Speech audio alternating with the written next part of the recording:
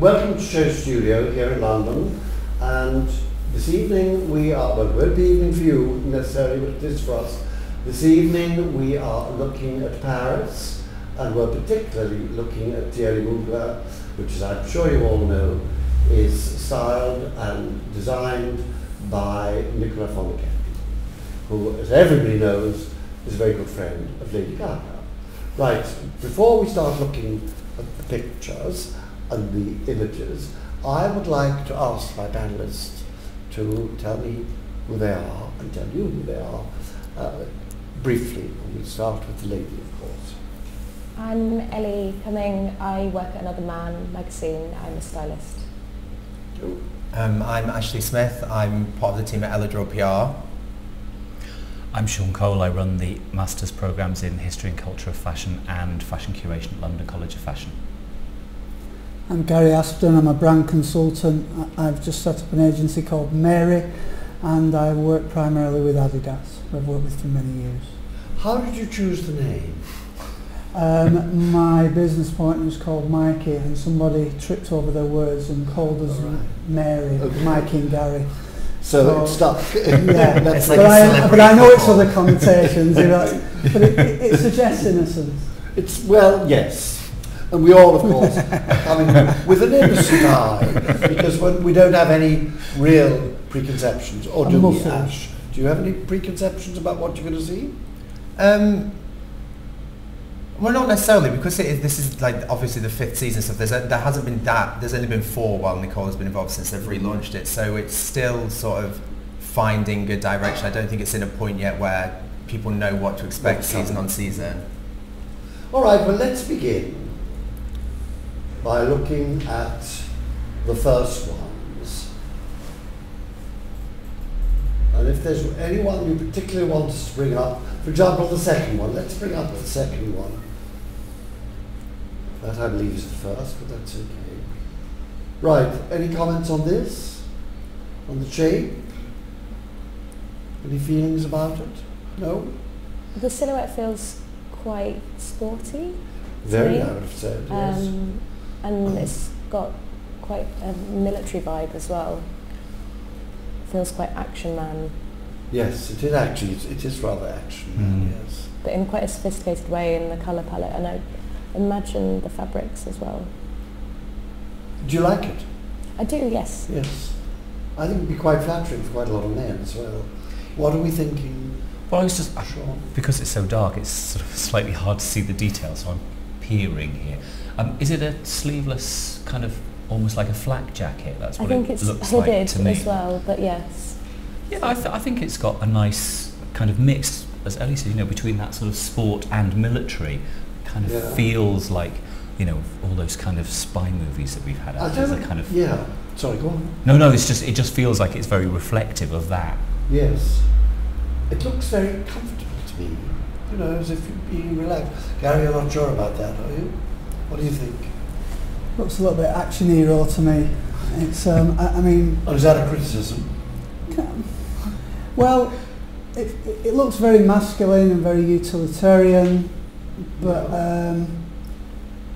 it just, I don't know, it just smacks of Steven Seagal more than something that somebody who's into sort of wearing military product would wear. It just almost looks a little too much.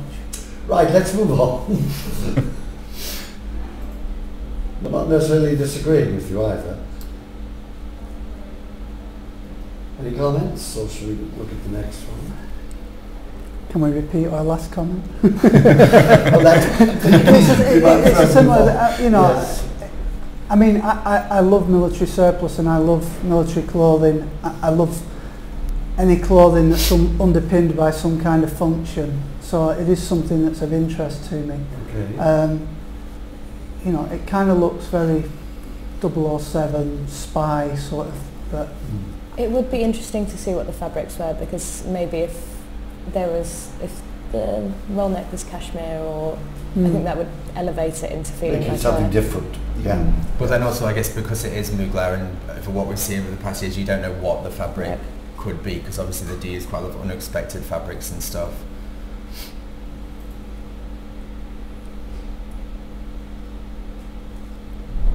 That does look pretty 007, doesn't it? But it also feels very 80s to me. Right. It feels like that sort of matte black late 80s, London uniform that came out around the sort of whole buffalo styling era, that sort of, military flight jacket. It does feel much more masculine than Mugler has in the past, I think, in past seasons. And also maybe slightly more casual than Mugler has in the past. Yes. I mean, I much prefer this to previous looks. Right. But then, I guess I'm looking at it from the point of view of what you could actually wear in that outfit, and I think much more from a wearability point of view than from a conceptual point of view, and I can see things there that are much more wearable. And I suppose, therefore, sellable. We could see them actually selling. Yeah. Let's go on and see if this mood changes, which I think it probably will. What do we think that's made of, that suit? A shiny suit? Any ideas? It's not leather, is it? No. I thought it might be. I'm wondering if it's To leather. start A very with. fine leather. This blue, in one form or other, has been a real little mini story of all of the ones we've seen, Resurfacing. really. Yeah. There's a lovely deep, this I suppose is Eve Klein blue, but there's a lovely deep blue, jewel-like blue, which I think is terrific. Otherwise, I guess it's a sort of suit one could imagine quite a lot of guys wanting to wear, not necessarily in that colour or not. Come on, Gary. Looking at me. Say it. Well, I can't think of anybody I know that would wear that. For a leather suit though, that feels, I think, quite wearable because it's not tucked in, it feels quite easy and actually It's quite not too cool. brutal. It's not too try hard in a way, No, considering it's not try hard, considering actually. it's a bright blue leather buttoned up shirt and trouser. It's done in quite an easy way that feels, the model feels quite cool in it. I mean, I can only think of one man that can carry off an all-leather look, and that's probably Jim Morrison. And, to me, that's sort of, you could do that in another fabric. Like, that would be, if it is leather, I mean, none of us know that, but if it is, it would be a significant investment to wear something like that, to buy something like that. Sure. And I'm just thinking, in your average person's wardrobe, not even your average person, but somebody who buys premium fashion items, are you going to really buy that outfit? Maybe the top half of it, but to wear as a full outfit, I just It's a think strong look, definitely. well, strong's But- one adjective. But if yeah. you were going to buy a leather suit, then would you, if you were going to go to Mugler, surely you'd want something quite flamboyant and something quite, look for something quite out it's there. that colour and that leather are things that nod back to Mugler himself, Yes. don't they, in that way? Oh, yes. It's that kind of nod. And if you took it out of that if it is leather, and it had it in that colour, it would start to look like a sort of North Korean communist uniform almost. It's not quite like No, but there's certainly, I mean, an upstyled. All right. There are elements there, I think, or maybe I'm just not. Maybe my old eyesight's Well- not seeing it properly, but that certainly the pockets and the collar sort of nod to that. I preferred the blue. What, again, I'm puzzled. Is that some sort of shared fur or pony skin or something? What do you think this... See, I disagree. I prefer that to the blue. I could Do see you? that being far more, dare I say, commercial proposition. That's something that somebody could buy and potentially. I mean, that blue outfit a person would wear and then, he's out in his blue outfit again. Well, Whereas that's that's always something the that you problem, can yes. that you could almost recycle Yes. and mix up with other items Yes, in your true. wardrobe, where it's not True. just one statement. But of course, the blue one might also come in black or Well, other colours. when I sure. think Yeah. when brands put on their shows and stuff, then when buyers do go to the show and stuff after the show, and the collection's kind of taken apart and it's all there. Often the colour options and stuff on things, what you end up seeing in the stores can be quite different to what's gone down the catwalk just because of the finishes or the fabric options or things like that. That is surely the point of a fashion show, is to show I think the most interesting, the full strength thing. You know, I mean, obviously, he wants to see guys in blue leather if it's in fact leather, but he, I'm sure, commercially realizes that not all guys feel happy in blue leather, and so he would give them it in different colours. But it's the shape that's, I guess, he's pushing. This shape, I guess you find more interesting going. Yeah, I also think this idea that fashion shows should be a spectacle, I think, works a lot better for women's wear than it does for men's wear, because I think the way that women consume fashion is very different to the way that men do. You know, I certainly like the idea of buying items that potentially I can go back to in a few seasons' time and kind of recycle and reuse, rather than it just being, like making too much of a statement. I think men like to be acknowledged, but you don't want to kind of take too big a risk that you're going to be reminded of it for the next 10-15 years about that night you came out in that bizarre leather suit. And all your friends laughed. Not that it's ever happened to me. Okay, let's do another one. Now, yeah, that's... Say it. What are you going to say? I think that's been that's the favourite of everything I've seen so far. It still feels quite sporty and quite military. Yeah. To me, it feels. But it looks relaxed to me, and I think you could put it on and sort of forget it in the way that you probably couldn't put on a blue leather suit and forget. You know? Yeah. What's happening at the sleeves? I mean, are they sort of tight at the sleeves, or is he wearing gauntlets, or what? What do you think's happening on the right hand side, the right hand?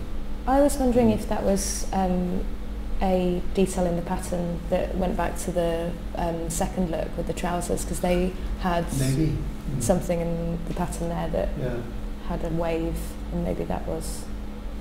It looks very crisp, and the comment that you made earlier about it being kind of having an 80s feel to it. As we're looking through this, I'm thinking a lot of the 80s thing about this is in the casting of it, because I'm seeing these very kind of masculine, high cheekboned, alpha male type models that they've used for this. I mean, I didn't necessarily mean that as a bad thing. No, I'm not saying you did. That was a good look at the 80s, and I think. Actually, the models are always very interesting. These are much more grown up and slightly older than a lot of the models we've seen.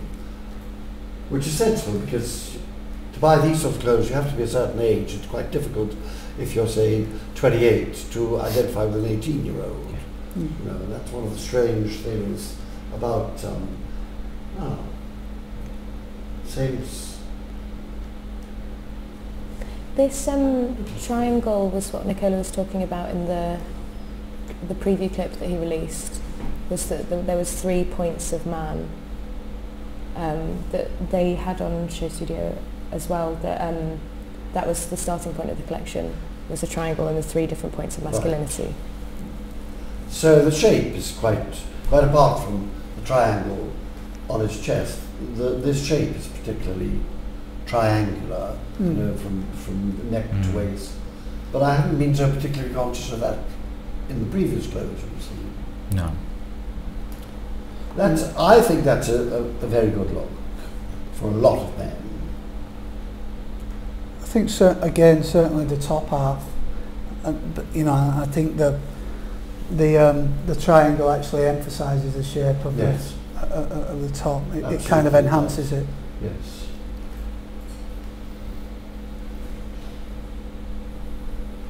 That's not leather. I think that's sort of some sort of ciré fabric or something. I don't think it's leather, do you? No, I think that's a tailor. It doesn't sort of look as if leather would behave like that. And that's a more acceptable blue, of course, Gary. Slightly. You just don't like blue suits. Blue shiny suits just don't do it for me, no. But in some ways it's less interesting because it's a more acceptable blue. Whether you like or don't like the previous one, in some ways it's less interesting for that, I think. I don't think it's about the blue. I mean, I own a Stone Island jacket that's in very similar shade of blue to that, a pullover hooded jacket, but it's more to do with the mixture of the colour with that kind of fabric, sort of very bright colour and a very shiny fabric. It's just a little bit. Also, that sort of blue is a very outdoor sort of blue. It's something you can wear, can get away with in an anorak or whatever, which is not quite the same when you're dressing formally, really. Let's see if there are any other colours. Again, this looks like leather. It's very wasted, isn't it? I think that like the sharpness of the tailoring in this look is kind of more the kind of silhouette that people maybe would be expecting to see in a Mugler men's collection, where everything so far just feels slightly more relaxed and stuff and less severe. You mean not very Mugler? Just maybe less severe than what people might have expected to see in the silhouettes. Yeah. Do we like that? Ellie, what do you think? Do you like it? It's a very fine cut suit. But that I see the triangle there as well. I think that's actually coming through now. Sure. The first Felix was sort of the outerwear, and now it's come into the tailoring, which is actually what Nicola does push quite a lot, is the tailoring. So this does feel to me more like in the vein of the shows that we've seen in the past. It's very frustrating we don't have notes, because it's very hard. None of us can really see what the fabric is. It's quite important in a way. Let's try another one. This is a bit more. But this feels like very, very classic, for classic. a tailoring that you'd expect to see in Mugler, in terms of not so much the stereotypical tailoring you'd expect, but just a very classically cut suit. Yeah, if you looked at that, you wouldn't necessarily compare within a page on trends. You wouldn't necessarily look at it and think that that was Mugler. No. But that's the one that could sell and sell. Yeah, I think that's I think that's good. It's a good look. I guess you're not too happy about pink ones either, are you? You know, I don't mind colour and I don't mind bright colours, but I think it's how they're used. I think, you know, if that's dotted around in a person's outfit, great. Or if it's used to sort of trim a garment, but when it's just an out and out, you know, a solid mass. Yeah, I just think it's a little bit too much. I think it's one of those things. Maybe someone looks at and gets excited about initially, and then looks at it in the wardrobe in 12 months' time and thinks, "Oh my God, what happened there?" So, what do you think? Do you like it? I like the pink. Yes. Would you think it's just too strong a colour for a head to toe thing, or not? I don't. I think it looks great.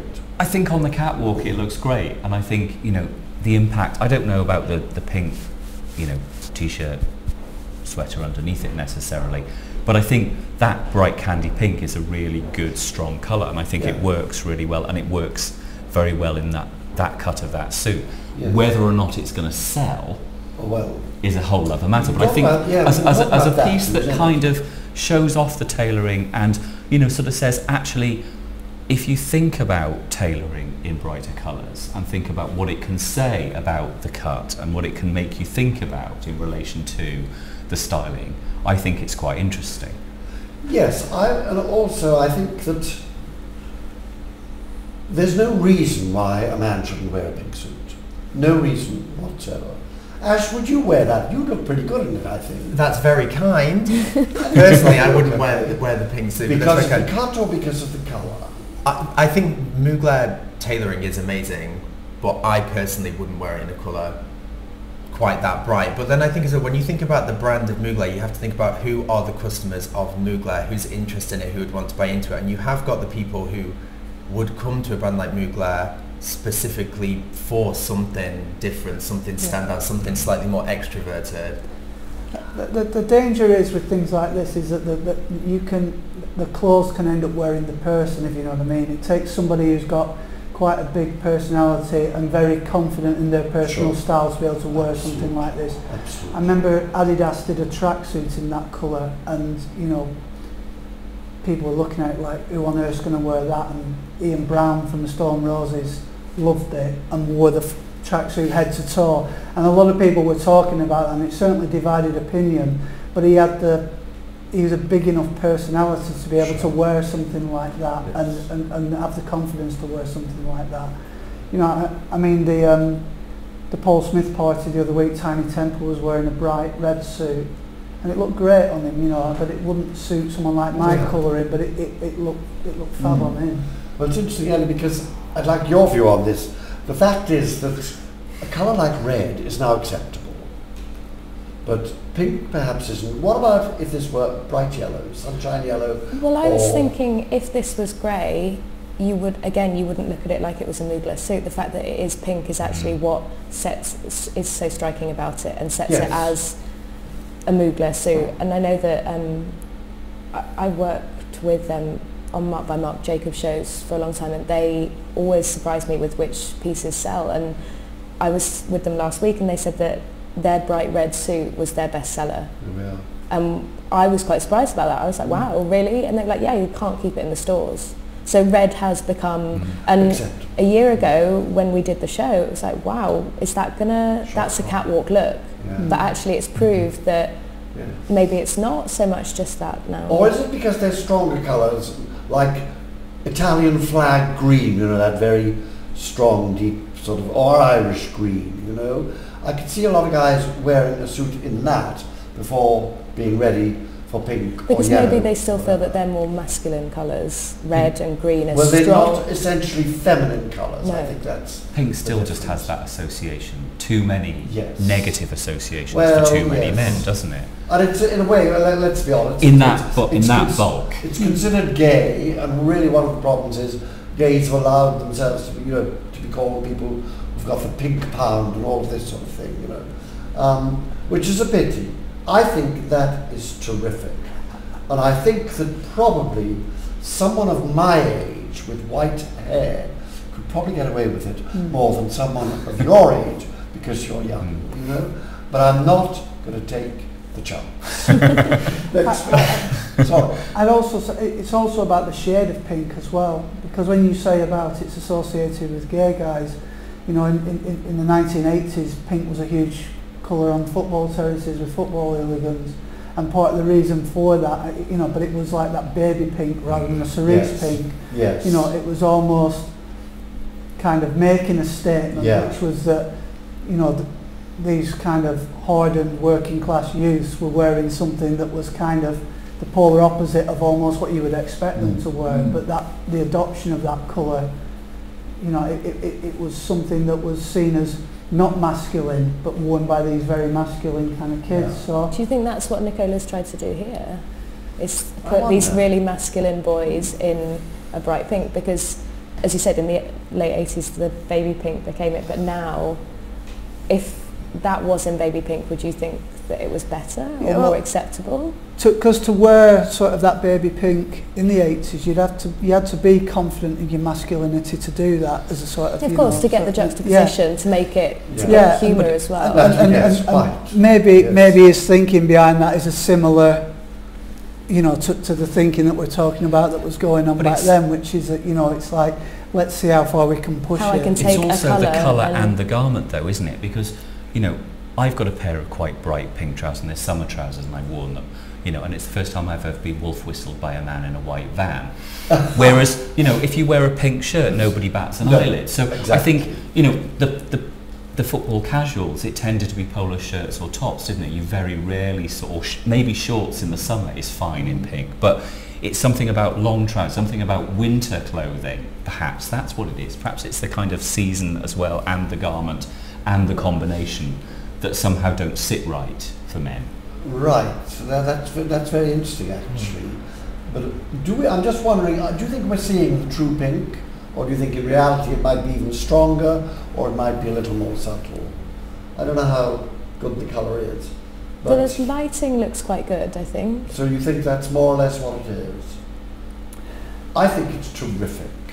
I really love this, but I can't imagine anyone that I know who would wear it, or wear it with confidence, or where they would wear it either. But I think it's bold, and the thing about what we were talking about with the blue earlier, you know, it's a thing again about not just the colour, but the colour and fabric combination. If that was in a kind of a shiny fabric or a leather or pleather or whatever that earlier outfit was, I might be more critical of it, but I think it kind of, you know, that kind of works in its way. I think it does as well.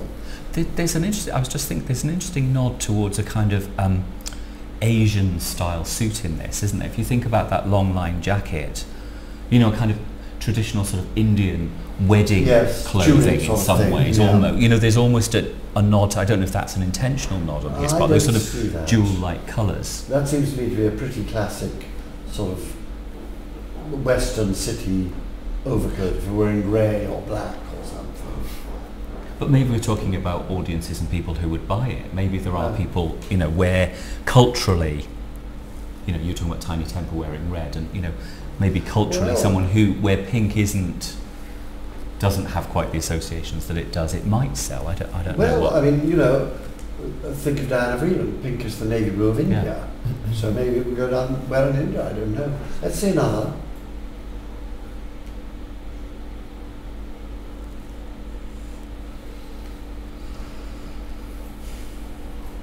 No comments? No?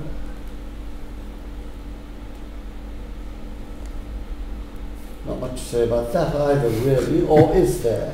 What's happening at the waist? It seems a remarkably high waist. There is definitely... Has it got some sort of a belt on it? I don't think there's a belt. I think that it's just one button's on up, but it is definitely drawn in at the waist and the cuff. As we're going... Oh, sorry. I was just going to say that they have actually stopped, and like a styling detail, they've stopped wearing gloves. And then the first, all in the outerwear, they were all wearing gloves, and it felt very outdoors, and maybe that now they're indoors because it's more grown up. Do you think this is meant to be an alternative evening look? Yes. As well? So maybe Shaun's right. Maybe they are sort of thinking in terms of tunicky things. This looks more or less straightforward overcoat. Gary, you've got I'm saying as we've gone on, I can see now, because we're watching this just as individual stills, where now I can see how it sits together as a collection better. You know, initially it was like, what do we think of this outfit? But as we're going on, I'm starting to see the kind of what the story is with this now, and kind of feel a little bit like I've maybe a little bit harsh earlier on. Well, but that's always the danger, of course. Hindsight. When you see the the designer specifically chooses which looks to in which order, and he leads you through and the way you he start wants at a certain place, and it's a passage and it's a journey to see the collection. So, but are we finding this a coherent story? Ash, what do you think? And are we thinking it's a nice story? I think at the moment it's, I don't know how many looks in me, but it's still very near the start of the show and stuff, so I guess how coherent it would be as a collection won't become apparent until more of the looks have come out. We've got that many more to come. Have we got that far through? I don't know. We're 16, so we're probably a third of the way through. Halfway through, more or less.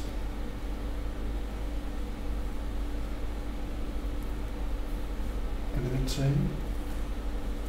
Take the pink over that. Gary, I'm delighted. You're a convert. Yes, let's well, let's see. But I'm not spending it, am I? That's pretty nice, I think.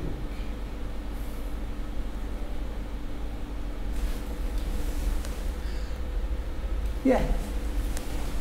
That I would have thought was very commercial, but on the other hand, as has been said here, you know, the pink one might be the one that's going to sell this season. It's nice to see pink for the winter, because really we don't need to worry about dark colours anymore for the winter, really. If you're paying this sort of money, you know, you've got a car and a chauffeur or whatever it happens to be. So I think they're all pretty expensive. Is that a velvet collar, do you think, or is it just the way the lights fall? Yeah, velvet or moleskin or something. Oh, it's something like that. I have a horror of velvet collars. I can't. Yeah. Do you like it as a fabric generally, or it's just a collar? I think it's great fabric for women, but somehow in a devoré or something. Yes, it looks lovely because move so beautifully. But men don't normally wear loose things, but if it's a loose thing, and if, as you say, it's a little devilly, it's beautiful. Because it's so subtle, it's like a peacock's wing, but a little bit here. Reminds me of the new Edwardians, you know, and then of course the copies of it with the. No, just don't like it. What's happening on his left breast? The gloves are back. What is it? What is it? Said the gloves are back. Yes, the gloves are back. And so is the original shape, more or less, back. What do you think that is? Some kind of pocket, isn't it? It's is it sort of transparent pocket, or what is it? I think it's a different fabric. I think he's got lapels as well now. Maybe I'm wrong.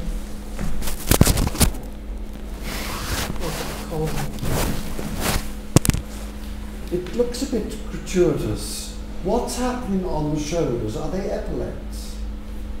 Or is it a yoke in a kind of shiny leather? Oh my God, we've lost your... It's alright, I'll be back. What do you think it is? Ellie, what do you think it is? They are. There is something, isn't there? Yes, they're epaulets, I think. Which makes it a bit military. Let's see if he goes on with this sort of feeling. No. I think the difficulty is with military, there's so much good military product out there and the competition is so stiff. You know, if you look at something like, you know, 10C that Paul Harvey's been working on, he's obviously somebody who spends his whole life fascinated by military product and studying military product. Yeah. So often when high fashion dips into military, I can be very critical of it because I'm comparing it to people who spend their whole, you know, like same with, you know, Carlo Rivetti and Stone Island. It's you know, it's so rooted in their philosophy and everything they do. Well, it's the authenticity of military, isn't it? That whatever you do with it, always the original stuff looks so timeless and incredible that when you've got something that original and that special, you've got to do it in a really considered way to give it a modern twist and actually make it still feel authentic. I mean, military products are generally it's usually the fit that needs tweaking. You know, when you buy authentic military, a lot of the time it's just the fit of it can just be a little bit odd. So it's, you know, when you get sort of designer versions of it, it's great when somebody gets the kind of block right and gets the fit of it right. You know, I love military products, I love outdoor products, and I love sportswear, and I think all those areas are always referenced by fashion, and I think they always have a gravitas that kind of high fashion doesn't have because they're all rooted in function, where high fashion's very much kind of flits about from sort of trend to trend, and you know, those areas of kind of clothing, if you will, have got something that just gives them a kind of soulfulness that a lot of kind of catwalk fashion just doesn't have for me. When we're talking, sorry, go on. I was just going to say that this collection feels very actually wearable and very functional. Yes. Compared to past Mugler ones, it's definitely. Can we just, before we move on from military, are we thinking of military outdoor or military formal, the sort of officer gear that we saw in the Savile Row exhibition here during London Fashion Week, or are we thinking of combat gear and things like that? Well, this has all looked like military formal, hasn't it? Yes. It's not been... But I don't know, towards the start, within like the collection as a range, there were like military outerwear pieces, I think, right at the start that we saw. Which do you think is the most fertile area? I guess it's got to be the combat stuff, really. From when you say fertile, do you mean commercial? Yes. Yeah, I would imagine so. This is kind of like it feels like he's gone for that kind of middle ground between formal and military, rather than just out and out military where you've got lots of pockets and it's kind of great for you day to day. It's a nod to military detailing here rather than a kind of all-out reinterpretation of something much more specific, isn't it? You know, we read military by an epaulette and we read military by a certain size of lapel and a buttoning. this look. Yes. I hate the cut of the collar of the coat. It's It actually only looks the second. cumbersome. It's quite strong for you, hey? Well, hate is perhaps an overstatement, but we say we love things. They have to split us up. I don't think that I really hate it. What I mean is, I don't think it works. I think it's heavy and just isn't right with. Maybe it's just on top of the wrong suit. It doesn't Anyone feel else got as, any comments on that? it doesn't feel as effortless as the others No. have. That's exactly the word. It looks as if someone's tried very hard and not quite got it to work. I just feel that the pink in that outfit just takes your eye away from the rest of it, and Also. it kind of detracts from it. Yes. And I think that's where the kind of that look kind of comes unstuck, if you will, because your focus is drawn right to the centre of his chest every time you're looking at it, rather than what's around that. Have we seen a tie yet? We haven't, have we? No. So that's more successful as an overcoat. I mean, it's more restrained, but you didn't like the fit of that one. That sits much better over that suit. Yes, I guess that's true. It's much less formal as an overcoat. A formal or informal overcoat. That seems to be less formal. I think, I mean, for me personally, in my understanding of it, this is the first look really that I think is in the vein of what I would expect to see from a Mugler menswear collection. It's kind of all of them so far. I think a lot of them have been very, very restrained and like very, very relatable, easy to wear, comfortable, sort of commercial, but perhaps lost some of the spirit of the brand. Yeah. Are you thinking that if this has more spirit, do you think this is going to be a difficult sale? Do you think that it's less commercial? I would have thought this was very commercial, actually. Well, I just wonder whether the customer for the brand is they buy it because it is Mugler, or if putting in pieces there to attract new people to the brand. I just wonder where the customer lies here. Does anyone have any view on that comment? You've silenced criticism. It's a question no one can answer. Like I guess it's just everyone will see going forward. No, Gary's going to come back with something. I think this is a good example of what we were talking about earlier about when you're using those really bold, bright colours, about how you can kind of use those in a way where it's not something, it's kind of there, but it's not so overt that your entire outfit is that. It's kind of, I think, if you're going to wear those kind of colours, I think that is the way to kind of style it, really. This feels like it works a lot more than the look before, doesn't it? Because it's one colour throughout, so it's not, your eye's not being drawn into the. It's the colour really complements the rest of the outfit and actually shows it off. And shows the different fabric of the coat and the suit, and the green actually looks very wearable there, I think. It looks a lovely, soft, pale green. So. But the rest of the outfit is kind of framing that, where if somebody who's got my kind of colouring, I start trying to wear those kind of colours, if I've not got something else with those colours, and it's just going to completely wash me out. Well, presumably there'll be other colours. If it's a straightforward bog standard woolen jumper, as it were, then obviously it'll be in different colours. But I think the green and the black. It also gives it quite a nice sporty edge, I think, doesn't it? Because it's a roll neck rather than a shirt and tie. It's informal, but still quite formal. Yeah. It breaks down too much formality. What do you feel of the split, the black and the green there? That I'm not so happy about with the jacket. If it came down by itself, I think it would probably look great. But again, of course, you've got the little triangle there. I think on the outfit that we discussed earlier, where it had the pink in there, the colours weren't as solid. It was like a mid-grey, wasn't it?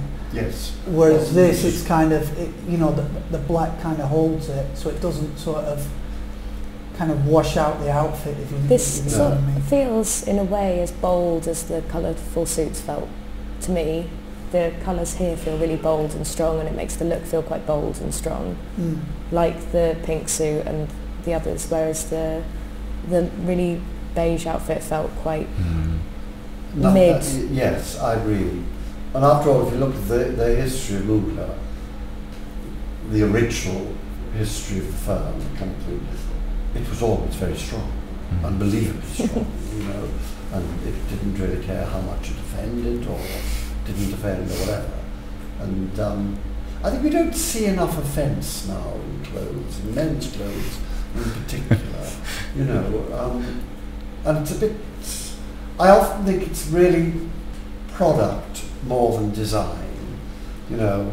Somebody says, oh, in, I don't know, in China, they love pale green. Right, let's have some pale green. You know, instead of saying, well, we have an aesthetic here and we want to give it at full strength. I don't know. It's a lot harder to offend though, you know, because a lot of those boundaries have already been broken, you know. True. Things that would have been seen as, you know, having some kind of, you know, political association, or, you know, some, for example, something that's anti-monarchy. You know, if you think about Jamie Reed's graphics, when they first appeared, it was like, oh my God, how dare he do a thing like that? Where now it's kind of like people shrug their shoulders at that because it has become. Yes, I'll tell you something that I think, which is that we've had a sort of beige period, not literally the colour beige, but beige in that there has been more or less a consensus of how men dress. But as more and more cultures are becoming part of the fashion world, I think it's going to change quite a lot in the next 10 years. You know, I do not see how much longer we can ignore Asia, and particular places like India, and the colour and the things that they do. Because you see, I don't think that these things are essentially Western. And we've seen this with a lot of them. I'm not just knocking Mugler or Nicola. I'm not knocking anybody. I'm just saying that I think that we're on the cusp of a really dramatic change. Do you agree? I think that, like, with especially the growth of Asia and stuff within the industry and things, like countries in Asia where even this Western standard of dressing has only actually been brought to their countries really kind of much more recent than for ourselves. Kind of, if you take Japan, for example, they dressed in traditional Japanese dress, and then in the Second World War, suddenly there were Western clothes kind of everywhere and thrown on them, and I think that's why they're a lot more open to experimenting with the way they dress. They haven't got the same, you know, it's not so fixed and so static in their mindset, because it is, even though obviously people, for example, my age, they've always had Western clothing, but just in the culture, it's something to play with, to work at, to kind of experiment with a little bit more. But perhaps as a world we're becoming less formalised, and I think that the attraction towards Western dress for non-Western cultures, particularly for men, was to wear the formal business suit, wasn't it? To be able to operate in a world platform of patriarchal power. And so I think as we move away and we're becoming less formal, maybe that opens that up and allows for other influences to come in and be able to sort of tweak and twist how we think about what's acceptable to wear in those more formal occasions, and then more broadly, perhaps. Well, all clothes don't necessarily totally reflect a culture, but they have to be part of that culture. And there are an enormous number of countries in the world for whom that would not be part of their culture. It depends whether they stick with their cultures and do something which is indigenous, or whether they say, let's be Western. You know? There are different brands that take inspiration from different countries around the world, like Kim Jones at Vuitton often looks at the art of travelling and looking at different cultures, and he used Japanese fabrics, really beautiful kimono fabrics for a lot of his suiting, and changed, and that was how he renewed a Vuitton suit. And maybe this is not so, that's a way maybe of people looking at Asia, at India, taking the colours, taking a fabric from there and bringing it slowly to combine it. Yes, of course, as we all travel further and further, and as global warming continues, an awful lot of the fabrics that we are so used to and feel at home with, you know, good, honest wool and everything, are probably doomed in the long run. It's probably going to be a long time, but you've gone very quiet. Are you disagreeing with us? Or are you awed because we've said it all so beautifully? I'm just listening. I'm just listening. I mean, it's an interesting topic, and I've never really thought about it before, to be honest with you.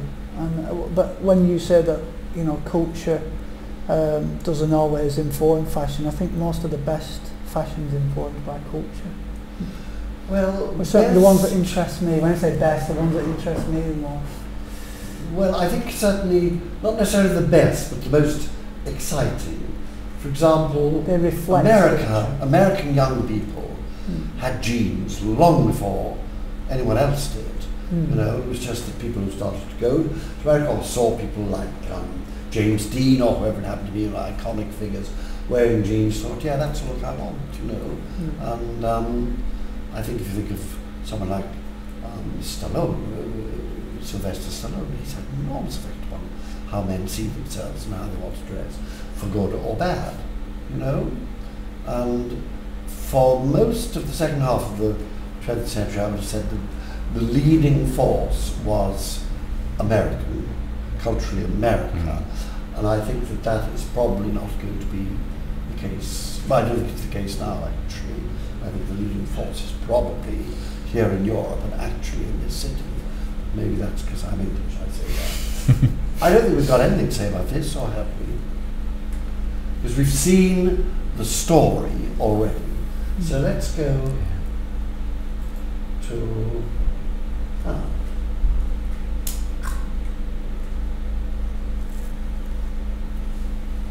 I feel that I've seen that top 1,000 times.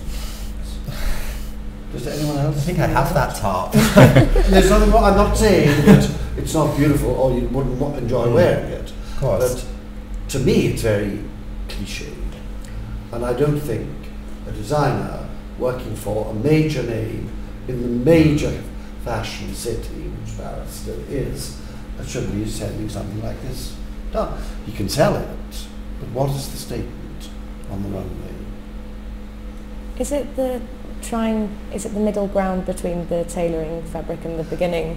Is that the linking? Well, I guess it is. Could it be the linking look? Yeah, maybe it is.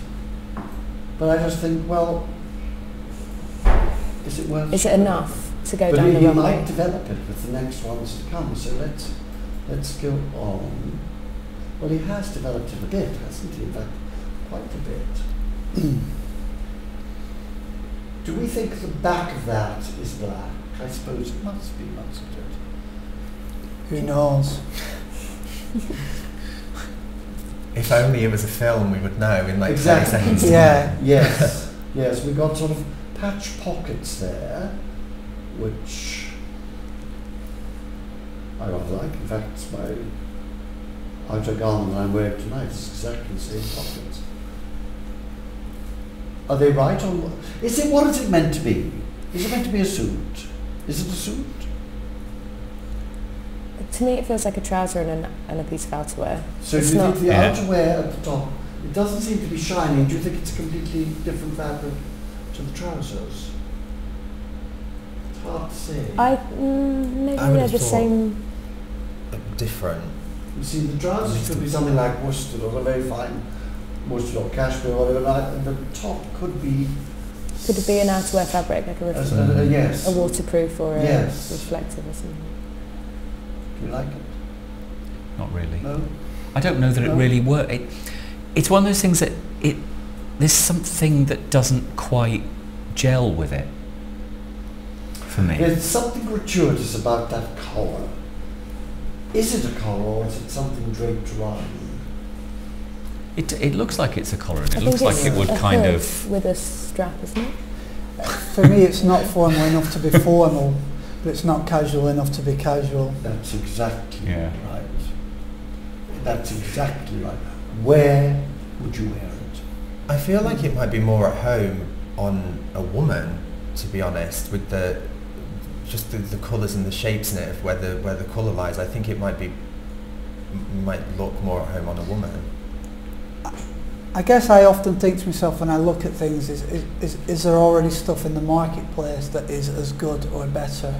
You know, and I think like Loro Piana do those jackets that are kind of a similar length to that, that are based on like a ski jacket, and they do them in a variety of different fabrics. And I think, well, you know, why would you buy that one when you could, when there's already a jacket out there that exists that's kind of, for me, stronger. And the other thing about it is as well, the kind of the green on it, it just says to me that it's just set to date. You know, it's not something that it's like, oh, it's. I don't think that jacket's going to age well. No, because with that green, it's sort of limited terribly. You know, it's not a jacket you can put on for various occasions. It's when you need a flash of green. That's my flash of green jacket. You know, I'm not sure how many times we need a flash of green jacket. I have a strong feeling that if it had been a deep red, it would have looked much better. Or even that lovely electric blue, I think would have looked much better. I just think the green doesn't have the strength to counter the black. Let's see if it goes on in this way.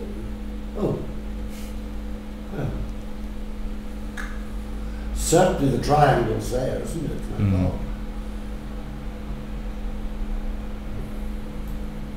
Do we like the big buttons and the high waist? I wonder if these are the same silhouette of trouser from the first looks when they were under Would have the jacket on top. I would guess very, very probably. Wouldn't you? It does feel like we've gone back to the Action Man sporty. At the beginning, yes. At the beginning. We've gone through the formal stuff.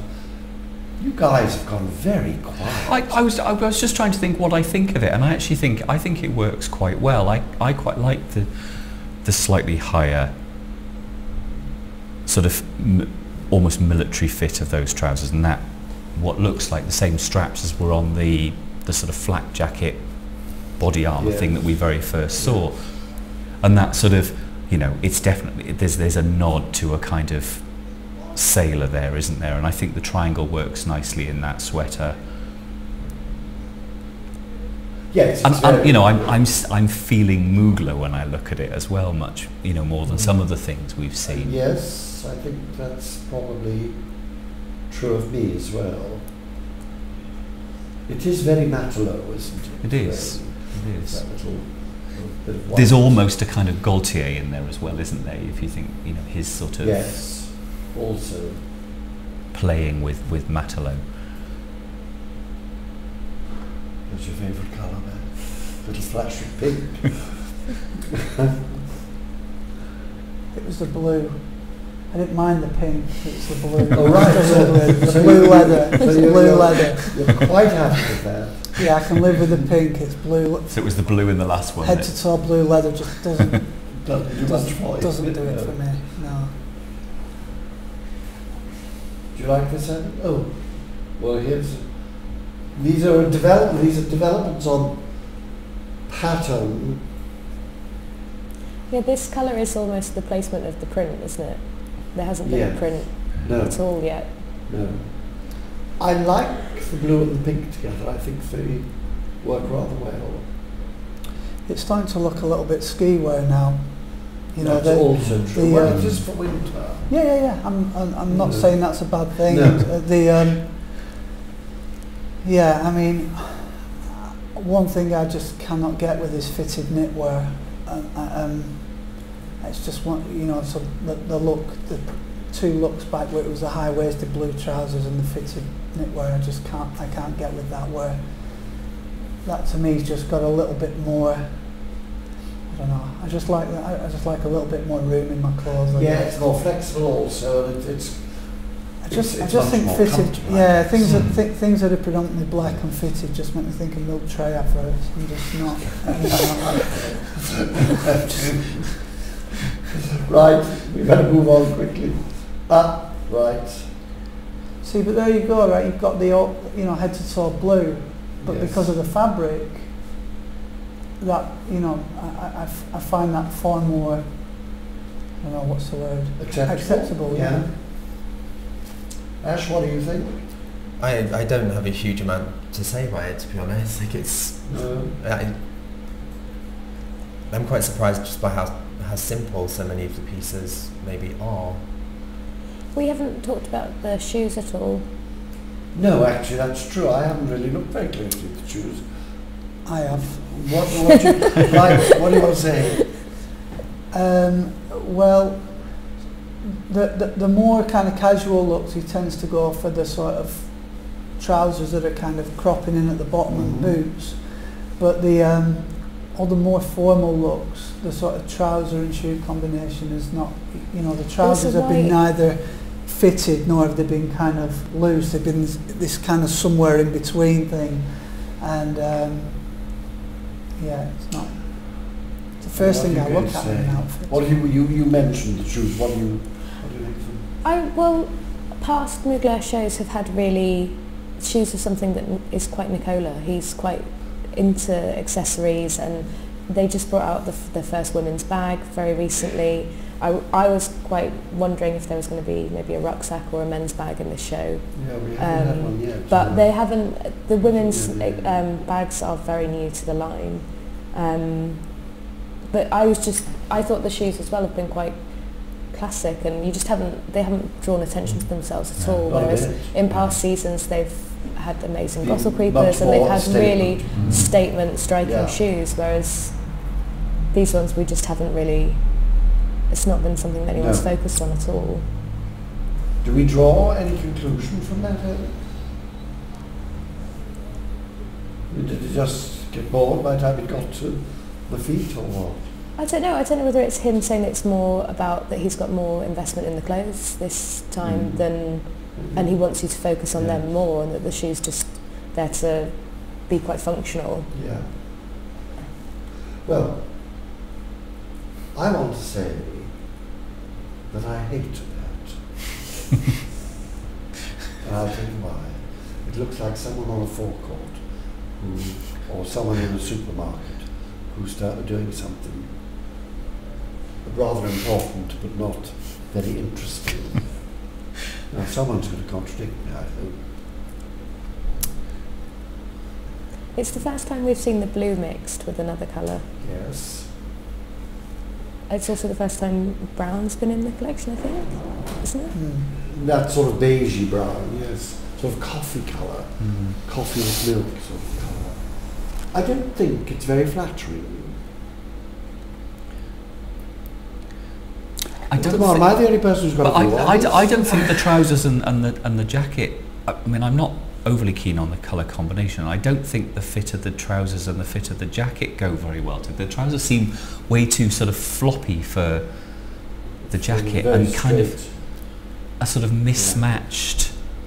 I think perhaps when you say about it not being very flattering, perhaps, and this is something that's been in maybe one or two looks before, when you've got the darker coloured sleeves and then the body in a lighter colour in that proportions, I think perhaps that's what's making it seem unflattering. Well, I mean, the rule, in a way, is that the dark colour makes whatever it's covering smaller. So do you necessarily want the shoulders, a man's shoulders, to be made smaller, and maybe his torso and his stomach to be made? I think it is that dark on the outside, light on the inside, and then especially when the trousers and you've got the body and the legs in one colour and then darker arms. I think that's what's making the proportions slightly unflattering on it. I think it's just a bit. I don't know. What do you think, Harry? You're dying for me to ask, and I'm dying to hear what you're going to say. Yeah. Tell me. It just doesn't, you know, it just doesn't really mean anything to me. I was going to say, you know, one of my pet hates is designer trainers, and you know, designer sportswear is very close behind that, because often it's designers playing at something that they've got very little understanding about, because they're just seeing it as a look rather than as something that's designed with purpose and function. For me, I mean, it's just another colourway of the track top that you hated earlier, isn't it? I don't hate it. I don't like it, I don't love it. I don't really feel anything about it, to be honest. Do we all feel that? I can't. I don't think there's, maybe with this look particularly we're talking about, I don't think there's really anything to be said. It seems maybe neither wearable nor nothing to discuss. It kind of just is. It's back to the thing we said earlier about where it's not formal enough to be formal and it's not casual enough to be casual. I think it's another case of that, if I'm honest. Okay, we better move on. That's a nice shape. That's better. Much more. That's quite a leap from the look before. Yes, quite. This has confidence. The other one, and the proportions work better. You know, the way that they didn't last time. The kind of combination, the line of the, you know, the fit of the jacket against the fit of the trousers is much more flattering. But it's also very masculine, I think. Yeah, there's something quite skinhead about the silhouette there. Yes. I like that very much. It's another colourway of an outfit we've already discussed. Basically, yes it is, exactly. But the colourway's less bad in that, I think, than it was. With the black and the pale green? No, that blue and beige together is better in that than it was in that. The shorter. I mean, as an outer jacket, it sits slightly better. I still don't really like it. I don't think it's about being less bad, though, is it? It's about seeing things where you've got. Yes, that's great. And you know, I like I say, that last look, I think it was a really strong silhouette. I thought it was going somewhere else then. I thought it was going to be the start of maybe the finale. Which one? The black one? The one where I said it's almost like a skinhead silhouette. Yes. I thought that was maybe going to lead us into finale looks as well. Yeah, this is worrying really, because here is a major designer, a major house in a major city, and we're finding it quite difficult to get a handle on it that says we think this is good, and that's very worrying really. Let's see how many more we've got.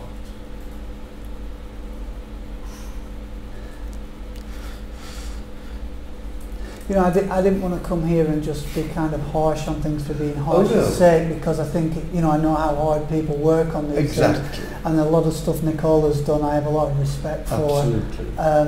And just, you know, and also I don't want it to be where it's like, oh, I don't like that, and it's kind of like just my personal opinion. I'm trying to look at, you know, look at this as objectively as possible. Well, the objective up to a point, Gary, but on the other hand, you're here because we want your personal opinion. So just that's the object of But I'm watching other people sitting here going, and I'm just trying to be sort of kind, rational. Yeah, rational about it and not get too emotional about it. At the end of the day, it's clothes, isn't it? Don't just say that, please. Let's not slip into You can't say that either because you work in fashion. You can't say that. But I don't work in fashion. I work for sportswear companies more than fashion companies, and we can get into it. But I don't work in that area. We might talk about this when we finish with Mugler. Do we like that? I don't. I don't. Why don't we? Sure. I don't think the proportions and the combinations work. I don't like that long line of that jacket with that whatever is. I can't even quite see what's going on. It looks like there's drawstrings around a collar there that looks like it will pull in a weird way. And is that strapping, or is it just pattern detail across it? Is it sleeveless? I think that's my big fear for it. I'm sorry, I feel like I'm doing exactly what you said we wanted you to do, but I just don't think I don't think it works. Ash? I think it kind of comes down to, like, even I think trying to look at things globally, because all these brands obviously are global, and kind of all the customers, from the people up to formal, people up to casual, just looking. I perhaps with this piece in particular don't know where or at what time or upon who it would be an appropriate thing to wear. And I think it's kind of important for clothing to be appropriate for situations, for the person, for the place, and I don't know where that might be. Ellie, can you tell me what's happening in the middle there? This to me seems very fussy. It probably isn't in reality, but I'm not sure what this is. Any clues? Well, it's definitely a garment that would, from a sales point of view, would sit alongside the trousers from earlier, isn't it? The high-waisted blue trousers with the strapping around the waist. I don't know. I was wondering if there was a piece on top, so it was like one longer coat, and then whether it was two pieces or... When I first looked at it, I thought it was a life jacket around it, which hadn't been inflated, you know? Let's see if he does more and we can get more idea of it.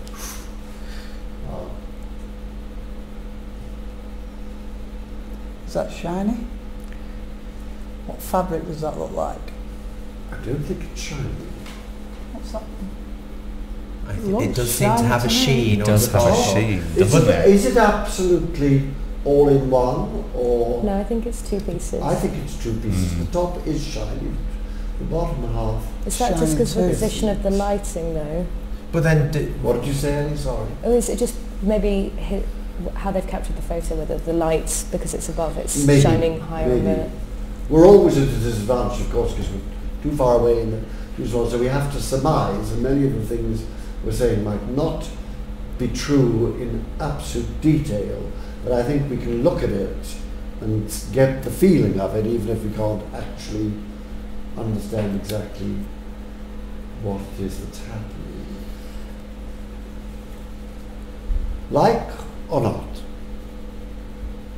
Yes? Not No? a fan. Yes? Not a fan. No? I'm just going to reserve judgment. All right. Watching. Ellie, what do you think? Oh, we've moved on. I thought it was quite a strong look, and I am quite a fan of a fashion show being about strong looks. A message as well, Yeah, and absolutely. a message full of strong Absolutely, looks, yes. which complement each other. And this feels in strength equal to the suits from earlier and the blue. They may not be your favourite pieces, but they are actually the most memorable from the show. You would see that shot in an editorial and immediately know that was Mugler and understand that it was from that collection, and that is what a lot of fashion shows really are about. What it's about, yeah, true. Let's go on to the next one.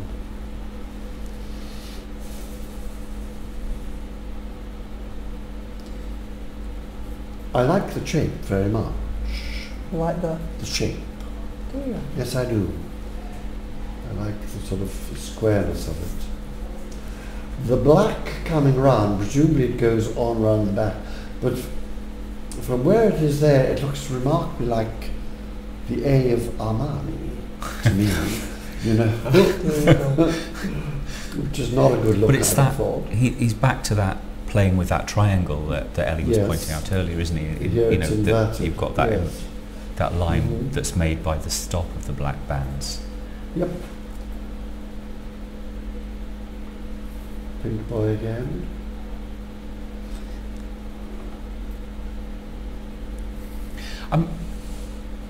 It's interesting on that one where you've got that sort of flak jacket type military styling you had at the beginning, but kind of played out in that baby or that bright pink that we saw in the suit that we discussed so much. So it's, you know, maybe now we're starting to see him bring ideas together that we saw earlier in the sort of the colours and that sort of streety military kind of styling. I guess we're getting towards the...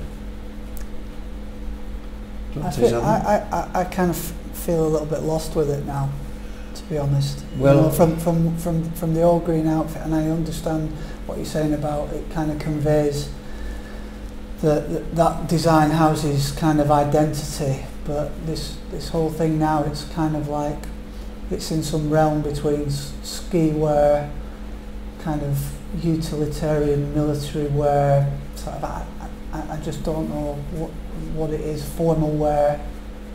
I'm a little bit kind of... Yeah, I don't see anything formal wear about it, I must say. Well, the way in which I was saying earlier, you're presenting this kind of utilitarian silhouette, but in a very kind of... That's certainly not a daytime look for me. So that's why I'm saying you present it in a much more kind of formal evening wear rather than a sort of day-to-day casual. Yeah. Maybe what's good about this look though is that at least with regards to the brand and like looking back to where the brand came from and everything, and like the way that men were presented by the brand, and like kind of that superhero obsession and everything, and just the kind of the wrapping of a man in this way, it is one of the first things that's had a really strong sense of the brand and where it's come from, and it's quite relatable to that. So are we saying we like that? I'm saying that I think it's good that it's there because it's relatable to the brand as a look within the show, perhaps. I don't know whether like is the right word for it, but I think it's interesting, and it brings together the colour and certain elements of styling, and like you, I see Mugler's heritage in it. You know, when we saw the green one earlier, and I said I thought the trousers, the bottoms were different, I'm not sure that I'm right, because they're pretty shiny, aren't they? Yeah. They also look like they're black at the back. Oh yes. Yeah. Let's see if we see it. And this is the end. Okay, so if we talk more generally now, a mixed reaction, I think we can say to that. Or is it thumbs down, or is it thumbs up? I'm kind of wavering. I don't know that it's ultimately thumbs up or thumbs down for me. I mean, there were some nice things in it, and I think there were some things that worked. I think there were some things that didn't work. I didn't feel very Muglery about it, if that's the right term. Probably not, but... Ellie, thumbs up, thumbs down? It definitely felt like a different collection to the last ones we've seen from Nicola at Mugler. Yes. There were elements within it that I thought did feel strong and identifiable, but there was a strong focus on tailoring, which some of it was really quite beautifully done, but I didn't know that there were some looks where it didn't feel Mugler, which disappointed me a bit. I would agree with that. I think we didn't get the real sort of creative full strength. What do you think, Ash? I think if you look at the last collection, the spring-summer collection, it was so obviously and definitely Mugler, and it was really interesting, and it was kind of tailoring through from first to last look almost, and it was interesting. It was wearable. It was such an amazing collection and stuff, and I just wonder.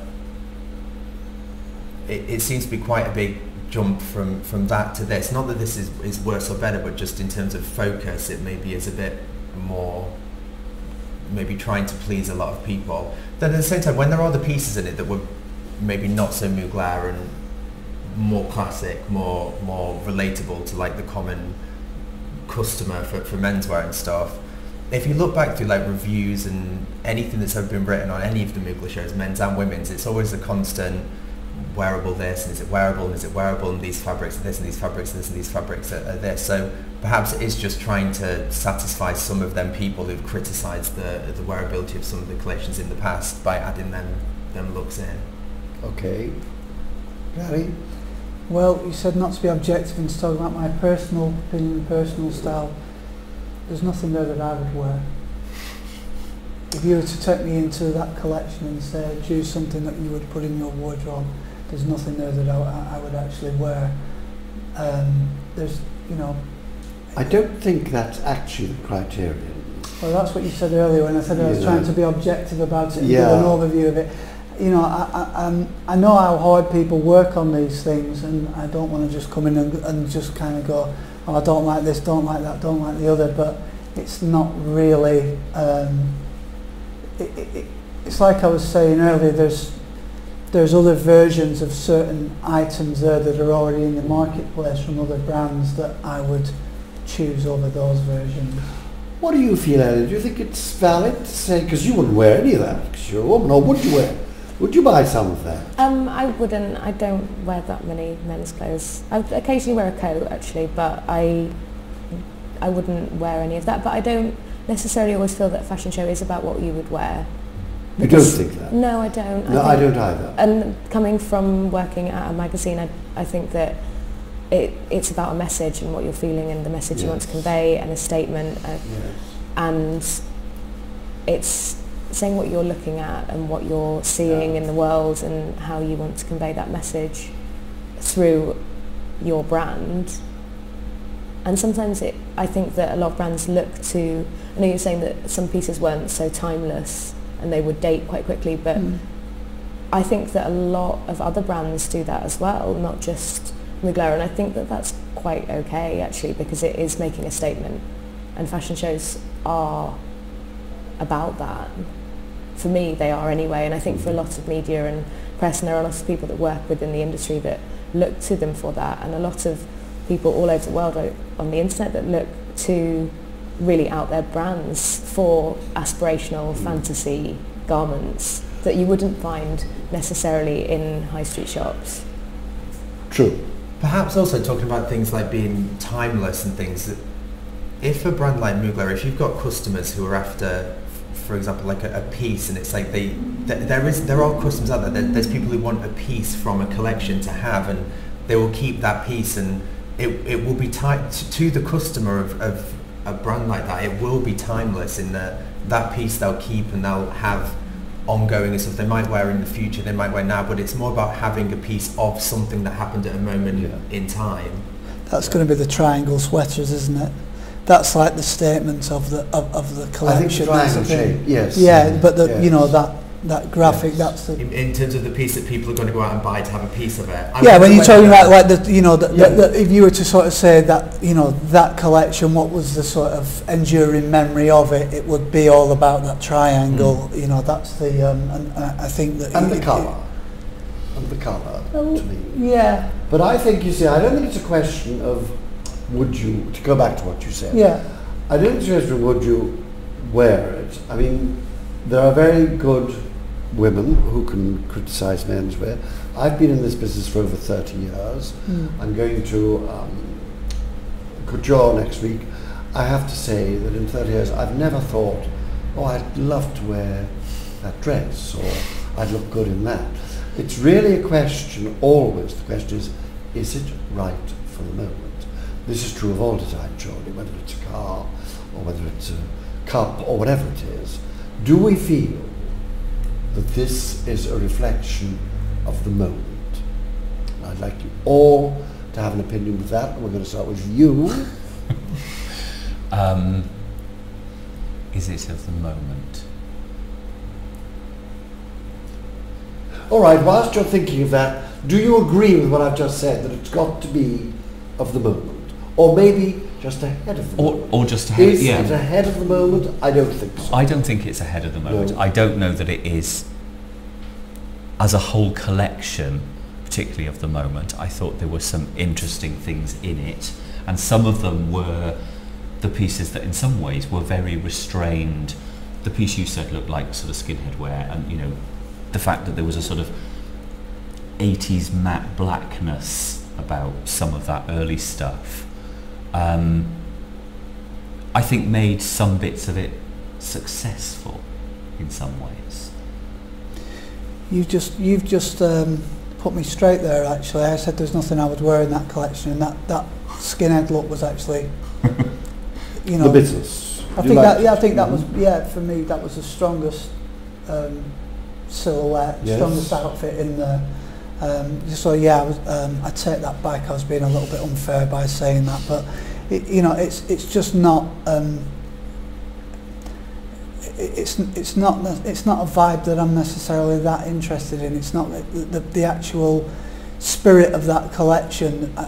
I just didn't know what it was rooted in. I like clothing and fashion that's got some kind of, when you talk about a message or a meaning, for me it's got to have a foundation, it's got to have its roots in something, and the things that it was rooted in, which are kind of, for me, military, ski wear, formal wear, it was kind of like a bit of each without belonging to any, and so it didn't quite make it on any count, and I think if I wanted to wear those kind of looks, I wouldn't want something that's like a hybrid of them. I would want to wear something that is ski wear, or that is military wear, or that is formal wear. I think that's what I was trying to convey. Yes, I think that there has got to be a certain consistency. No one wants to start reading The Hobbit and discover it's turned into 50 Shades of Grey or whatever it is, you know, and I just didn't feel it had that statement feel about it. Am I being unfair? No, I think that there were mixed messages. I think that's what you've both said, is that there were definitely good elements that they'd obviously started with in their references to military, and their references to the tailoring was very strong as well, but maybe as an overall message from start to finish it wasn't as coherent as it could have been. Okay. I mean, I think I completely agree. I think if you were to do an edit of it, you could put together something that was maybe 10 looks worth of it that would be a very strong, that would have a strong focus, there would be a message, and perhaps it would be something that was of the moment, or if maybe before when you were saying that you don't know if it's ahead of the moment or necessarily I guess if you think about the teams and the people involved with Mugler at the moment, a lot of them do have a very strong connection to London, where we all are, particularly like East London and stuff. So there's things that perhaps we're seeing in that to us aren't ahead of the moment, but on an international platform, maybe it's something that it's not fresh to us because it's maybe something that's been taken and referenced from that. Okay, well I think we've given probably all of the views we have about the Mugler show. I hope you enjoyed it. I think we enjoyed it. And we'll be showing you more from Paris in the next few days. Thank you all very much indeed. Thank you. Thank you, Colin.